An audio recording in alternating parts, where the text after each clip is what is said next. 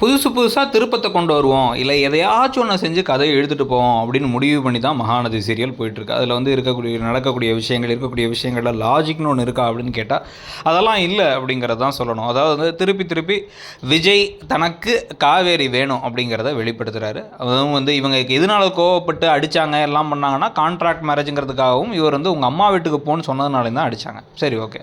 இப்போ அம்மா வீட்டுக்கு போன்னு சொன்னவர் எதுக்காக உங்கள் வீட்டுக்கு வந்து வந்து வந்து வந்து நிற்கணும் அப்படிங்கிற கேள்வி இருக்குது. நீங்கள் வீடு மாதிரி வந்ததுக்கப்புறமா துரத்திட்டு வர்றாரு.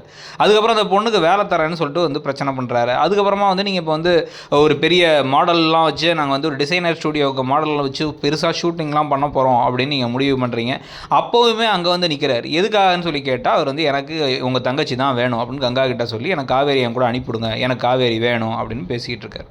ஸோ இப்போ காவேரி உங்களுக்கு வேணும், எனக்கு வேணும்னு திருப்பி சொல்கிற ஒருத்தர்கிட்ட சரி ஓகே அப்படின்னு ஒரு பஞ்சாயத்து பண்ணி உங்களோட தங்கச்சியோட வாழ்க்கை, உங்கள் தங்கச்சிக்கு அவரை பிடிச்சிருக்குன்னு தெரியுது, அதை சரி பண்ணி விடுறதை விட்டுட்டு இழுத்துட்டே போகிறது என்ன நியாயம்? உங்களுக்கு என்ன தோணுது?